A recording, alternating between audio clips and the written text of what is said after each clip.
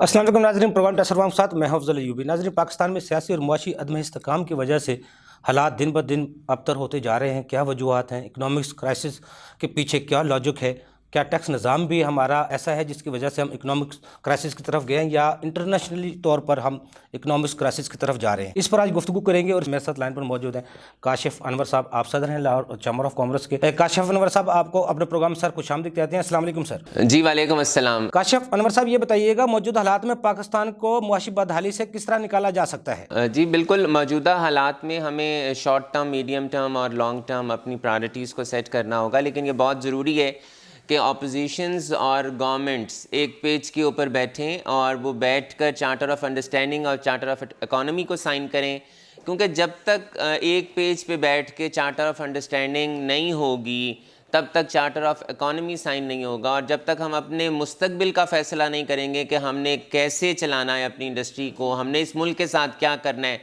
तब तक हम अपने मुल्क को सही रास्ते की तरफ नहीं ले जा सकेंगे। काशिफ अनवर साहब, ये भी बताइएगा कि पाकिस्तान जो इकोनॉमिक्स क्राइसिस में है, ये इंटरनेशनली तौर पर है या हमारे हुकूमत की नाकस पॉलिसियों की वजह से? नहीं जी, आप ये इंटरनेशनली भी क्राइसिस चल रहा है और हमारी पॉलिसीज़ भी वक़्त के मुताबिक अल्टीमेटली हर गवर्नमेंट ये कोशिश करती है कि वो बेहतर से बेहतर प्रायोरिटीज़ अपनाए और बेहतर से बेहतर अपनी आवाम की सहूलियात पैदा करे।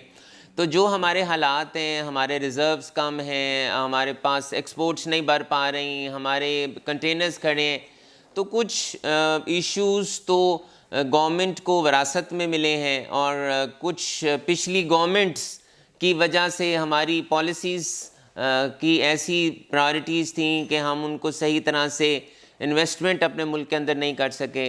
तो मैं समझता हूँ कि इंशाल्लाह हालात बेहतर होते हैं, 9th रिव्यू क्लियर होता है और गवर्नमेंट आगे अपने फ़ैसले बेहतर तरीके से करती है, तो हमारे हालात इंशाल्लाह बेहतर होंगे और इकॉनमी भी बेहतर हो जाएगी। काशिफ साहब, आखिर में ये भी बताइएगा कि जो हमारी 2/3 ब्लैक इकॉनमी है, उसको सर्कट में लाने के लिए हुकूमत को क्या हिकमत अमली अपनानी चाहिए? देखें, गवर्नमेंट को चाहिए कि इस वक्त सबसे पहले तो 9th रिव्यू को क्लियर करे।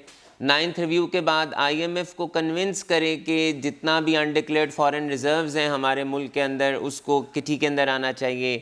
गवर्नमेंट को ऐसी स्कीम देनी चाहिए कि वो गवर्नमेंट के पास पैसा आ जाए, और मैं तो ये भी समझता हूँ कि जनरल एमनेस्टी देनी चाहिए, और मेरी ये भी ख्वाहिश है कि पॉलिटिशियंस को भी देनी चाहिए। अगर कोई पैसा किसी का मुल्क के अंदर है, मुल्क के बाहर है, उसकी एमनेस्टी को हमें उस तरह से बताना चाहिए कि कोई पैसे देना चाह रहा है बैंक के अंदर, उसका रेट क्या होगा, कोई बाहर अपने कैपिटल को वाइट करना चाह रहा है, उसका रेट क्या होगा, कोई पॉलिटिशियन है वो अपनी इन्वेस्टमेंट को जो उसने डिक्लेयर नहीं की उसको मुल्क के अंदर लाना चाह रहा है और किटी में उसको वाइट करना चाह रहा है, तो हमें इन बातों पे सोचना होगा, क्योंकि जब तक पैसा नहीं आएगा तब तक इंडस्ट्री नहीं चलेगी, टैक्स नहीं बढ़ेगा।